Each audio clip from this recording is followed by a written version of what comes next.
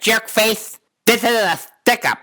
While you're at it, here's our take on the 1975 classic film, and this one's hot, like a summer day without AC. For the true-to-life story that is Dog Day Afternoon. And Elton John's single, Amarina, perfectly kicks this film off as its intro soundtrack. You can literally smell and touch New York during the intro credits while the track is playing throughout this segment. Oh, and by the way, Buggy, I'm not really thrilled with you today. And why's that, Mr. B? Not to sound piggish, pal, but I think you ate all of my nachos and cheese dip earlier, and I was curious when you'd replace those. Let me think on this for a moment. Are you sure it was me? Yeah, I'm pretty damn sure you ate my stash of nachos and cheese dip, because I was saving them to snack on after this review. And I can literally touch and smell your breath from here. I'll tell you what. Let's review this flick first and speak about the chips and dip after the show.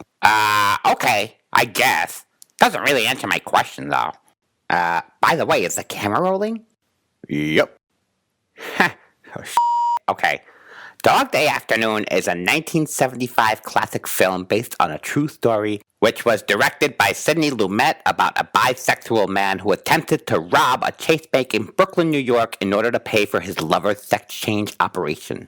It stars Al Pacino, who plays Sonny Wartzik, and the late John Cazale as Sal Natural. Additional performances by Chris Sarandon, Wartzick's lover, and the late Charles Durning as Detective Sergeant Eugene Moretti, Sully Boyer as Mulvaney, the bank manager, and Penelope Allen as Sylvia, along with a team of super talented women playing the bank hostages, ties this cast together amazingly so.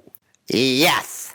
Getting back to your earlier introduction, Elton John's soundtrack seamlessly transitions into the music that's playing from the car that Pacino and Cazale are in before they enter the bank to rob it. Details like this were just a hint of Lumet's genius.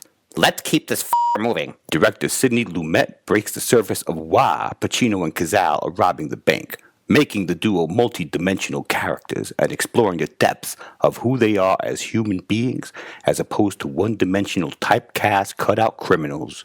As a side note, Pacino had just finished with classic movies Godfather Part 1 and 2, as well as Serpico, which means he brought some celebrity notoriety and firepower to shed light on controversial issues which were and are very real today. I have to say, Pacino's performance is like a perfectly sounding orchestra playing a steady symphony that builds into several crescendos. Same with Cazale. Well said. Definitely one of Pacino's best performances ever. It's so vivid, you feel like you're there, engulfed with the extraordinary direction by Lumet and brilliant acting by this cast of thespians. Wait, did you just say lesbians? No, I said thespians. Well, Buggy, doesn't really touch on any lesbian topics, more so addressing issues like bisexuality, homosexuality, and transsexuality. I guess we could include lesbians, since the struggle for equality is all the same. Ironically enough, it also touches on homophobia via Cazale's character's optics, which echoed those blatantly biased views in New York during the 1970s. Exactly. The messages in this film, accompanied by Pacino's character voicing issues like that, as well as things like the Attica prison uprising, which are all relevant today. And hell, we're in 2018. Which also goes to show you how much water this film holds after so many decades, and the issues I mentioned earlier are still topical in our modern day society, which we still have to sort out. Very touching, Buggy. But listen, people, the reason we review classic films like this is for you morons to learn what a great movie is. We're not doing this for our health, so listen and learn, because sometimes I feel like punching you dummies, so you can learn. You're such stupid assholes, so you can learn. Chillax, Mr. B. Don't blow a gasket. We're on a roll. In short, when people watch this flick, they'll have to get used to seeing no cell phones, no laptops, and no nonsense crap. This planet is full of lazy couch potatoes now because of all the technology, which is why most of the current movies can't touch the content that was being produced from decades ago. This film is a gem, so there. To sum it all up, and without ruining it for you, I'm quoting one of the movie's film posters. So here goes. The robbery should have taken 10 minutes. 4 hours later, the bank was like a circus sideshow. 8 hours later, it was the hottest thing on TV. 12 hours later, It was history. And it's all true. Are you happy?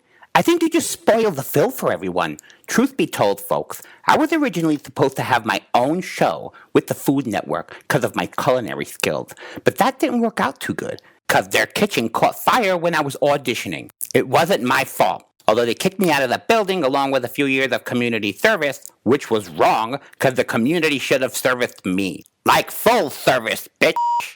Long story short, I ended up doing reviews with this doofus. Oh, by the way, that last dig will cost you a bag of nachos and cheese dip, which, by the way, were very yummy. Aha! So you did eat my snacks. You're such an I'll deal with you later.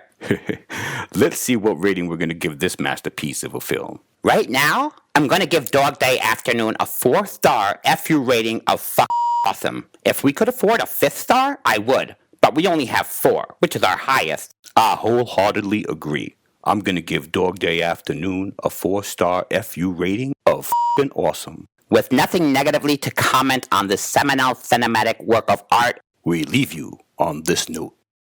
Attica, Attica, Attica, Attica, Attica, Attica, Attica, Attica, Attica, Attica, Attica, Attica, Attica, Attica, Attica.